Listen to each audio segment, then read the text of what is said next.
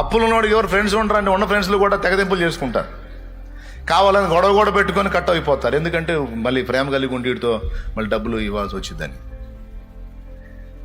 అది అన్ని సమృద్ధి కలిగి ఉన్నోడికి ఎక్కడెక్కడ వాళ్ళంతా ఫ్రెండ్సే. ఇప్పుడు ఈరోజు ఇక్కడ కూర్చున్న వాళ్ళందరూ దాదాపు అప్పులు బ్యాచే, అవునా? రైట్. కాబట్టి మనకి ఫ్రెండ్స్ ఉండరు, బంధువులు కూడా కట్ చేసుకుంటారు మనతో. అంటే ఈ లోక స్నేహాలు మిమ్మల్ని వదిలిపోవచ్చు, కానీ దేవదూతలే మీ స్నేహితులు అన్నాడు ఆయన. కాబట్టి ఒరే ఫ్రెండ్స్, మీరు మొత్తం వదిలేసినా పర్వాలేదురా, నాకు దేవుడు చాలు.